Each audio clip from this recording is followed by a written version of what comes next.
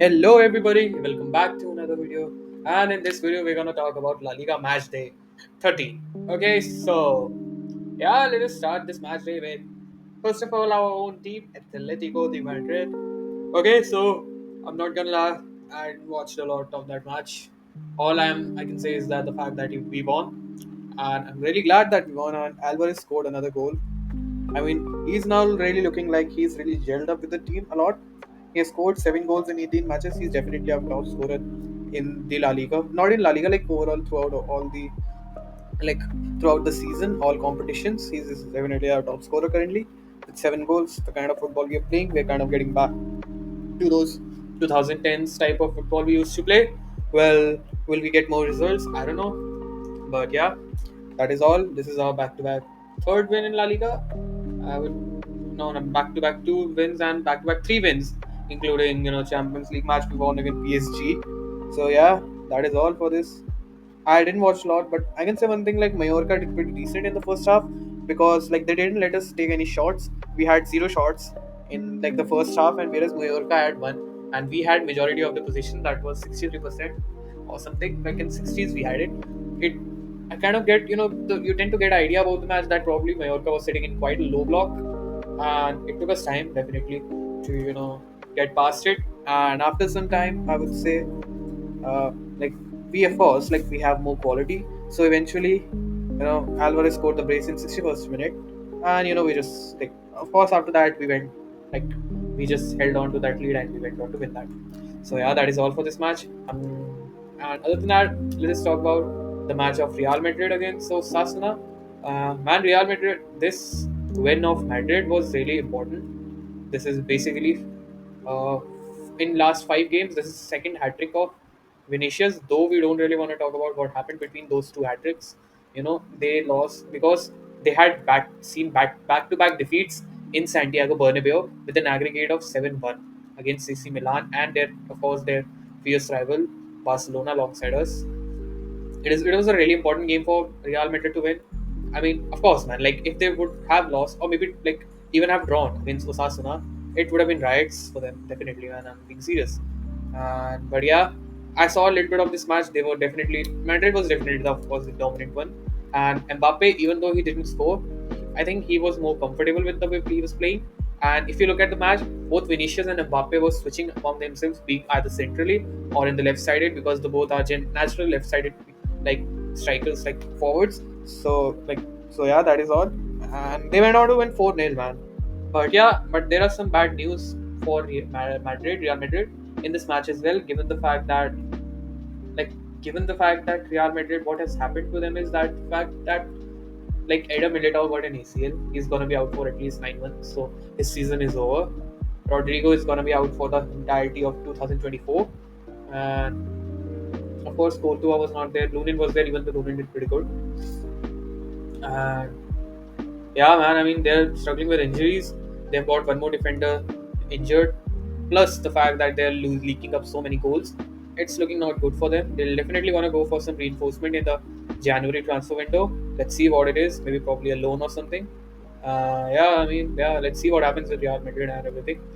Though this is okay, so let us watch what happens. So yeah, I mean, let's just talk about now the match of Barcelona against Real Sociedad. I watched the majority of this match, and I have to say, Sociedad did a pretty good job in nullifying Barcelona with their attacks. Though, at around 12th minute, Robert Lewandowski scored a goal against Sociedad, but it was ruled out. Why? Because it was given offside, but the, from the vision, like from the picture which was given, it looks like as if it's a probably for most part, it really looks like it's a blunder from the VAR side. So I mean, even though no matter how I much like I hate it to say this, but I think it was not an offside. It definitely was not. The way it is showing, it makes no sense, and it took their defenders toe for the consideration of the strikers toe. I mean, a lot of you may not understand what I'm saying, but that is what they did, and the goal was ruled out. After that, in the first half, in a good state of play, Real Sociedad went on to score, and I have to say, Real Sociedad had a really golden opportunity to get it 2-0 at the end of the first half, but they didn't took it, and of course, yeah, they just went 1-0, but they held out to this lead in like against this high pressing Barca side. though there were some nice tactical tweaks which Sociedad, that whole team did in this match, which really worked for them, and they went on to win. And this is a really important win for them, given the fact that they're currently around. They're not hovering up around sixth, seventh. They're basically eighth, like they're a little low.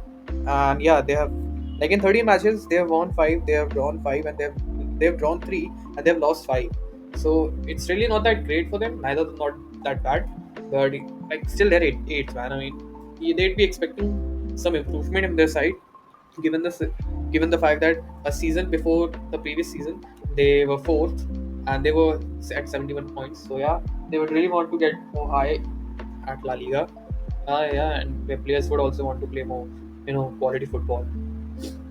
Yeah, and if we talk about other matches, if we go through all other matches, not saying a lot about them. Uh, Athletic Club drew their match with Valladolid. Good for us. They are now 2 points more behind us. Real Betis drew the match against Celta Vigo. Again, good for us. Leganes defeated Sevilla, and Sevilla is having tough time. Espanyol's Valencia match was not played because of the floods and all. Let's hope everything is good there.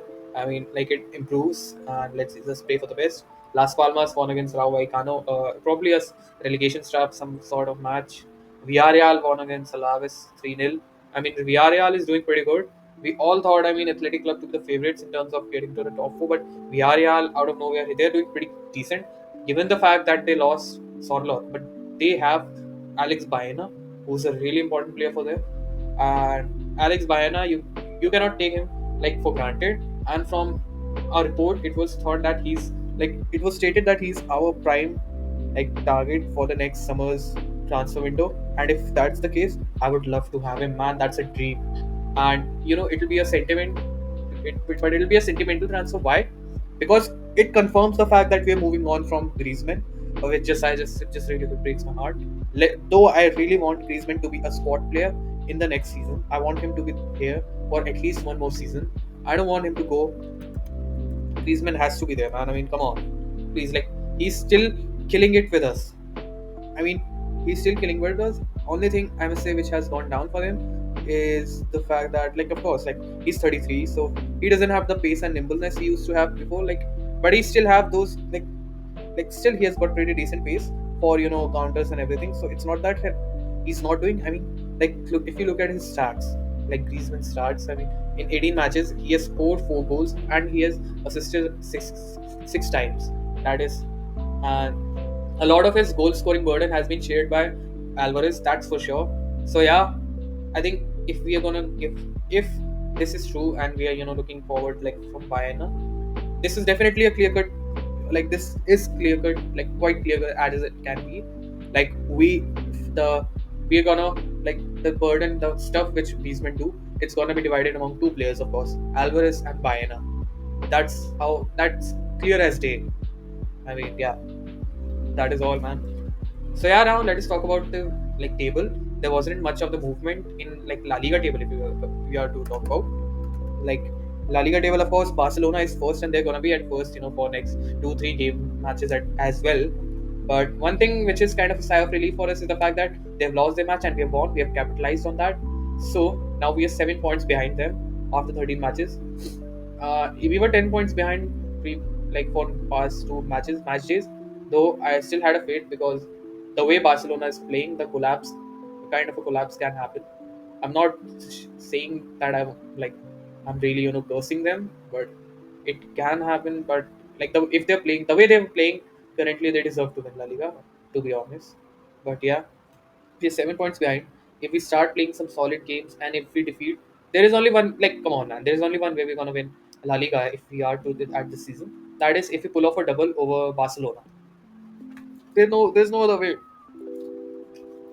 We pull off a double over Barcelona, and we don't let Real win the match at Santiago Bernabeu. And let's hope the next El Clasico, Real just gets a revenge at at the home match of Barcelona, since it's not Camp New, so it can happen.